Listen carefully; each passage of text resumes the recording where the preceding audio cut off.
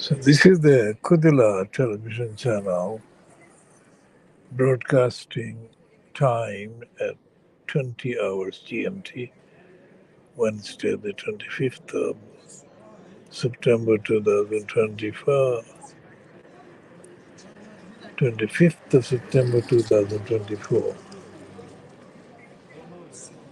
This is the day in the news takes, the updates on the news contains an update announcing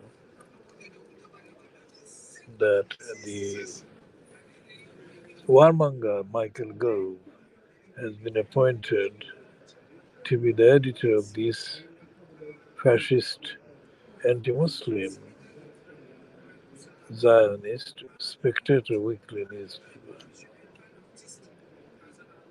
with effect from the 4th of October 2024. One day propaganda on Dateline London and other programs slots was in full swing in support of the Tony Blair collaboration with the mass murderer George W. Bush, mass murderer of Afghans and Iraqis. Michael Gove used to be one of the regular participants, along with Andrew Pierce. In some of those editions, Will Harton has been promoting Polito NB, and Polito NB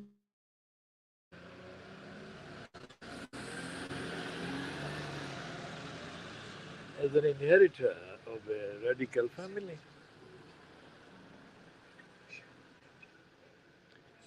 This week's the new edition of the fortnightly Private Lie has got a thing called 100 Years Ago,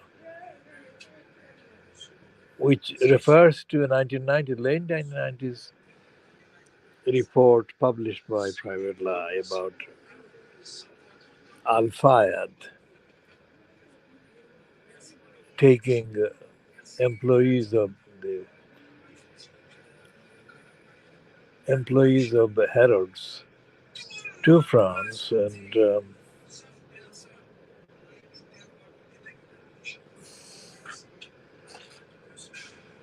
propositioning them and so on.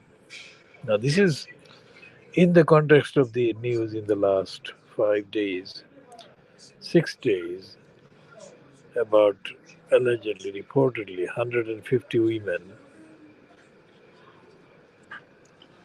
having told the BBC on a documentary about Fayed that he was a rapist.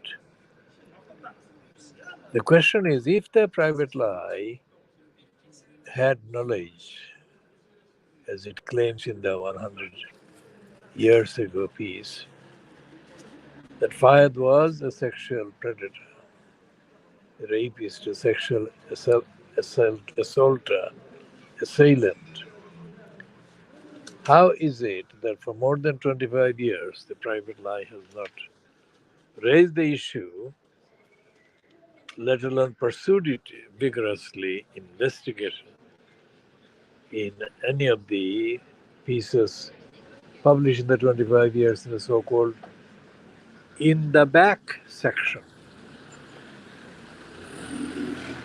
Why hasn't it raised questions about why Fayed had not been persecuted? This is a wider question about the British media lack of follow-up. And as I've been saying in the last few days with specific precision, that they don't actually talk about the real causes. When they talk about scandals and things like that, they don't investigate They don't search for, they don't look into the various underlying factors underlying the scandals. And this includes the various reviews that have been published so far. And I'm absolutely certain there will be more coming up of the so-called a very royal scandal that has been prompted, propagated by Emily Maitlis about her interview in 2019 that was broadcast on the BBC Newsnight program.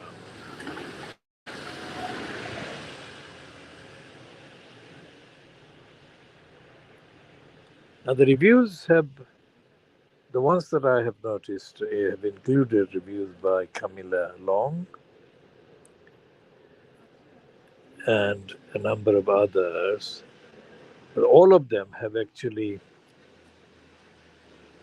very mildly referred to Maitlis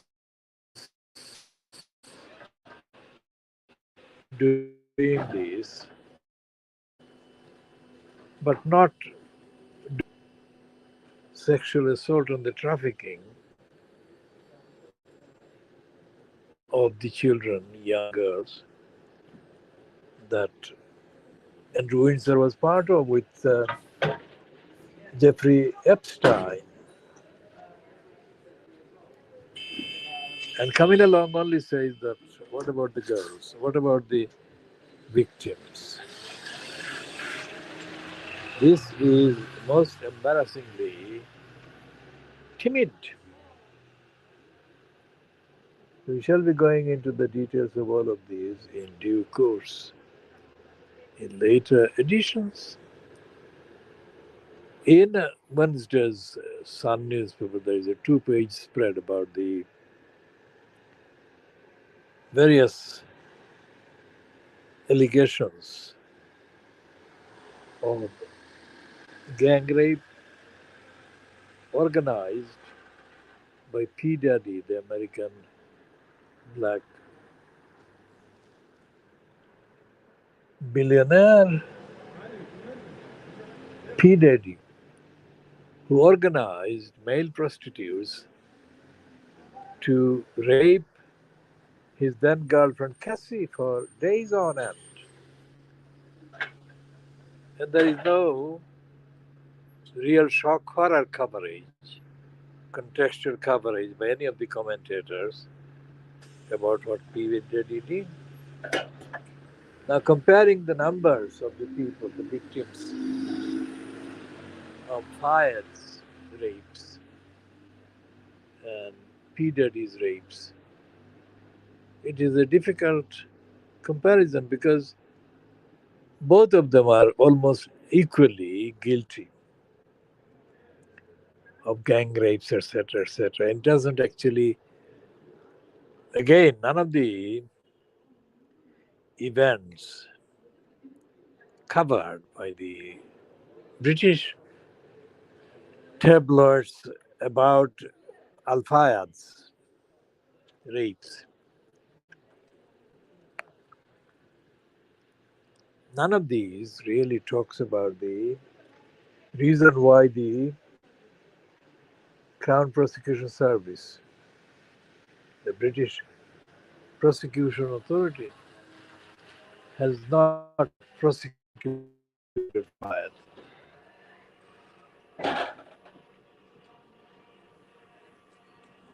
We shall be updating in detail on all of these and contextually adding to the Baby Angel Geronimo Manifesto editions these evidence items, ending this at 9 minutes 33 seconds.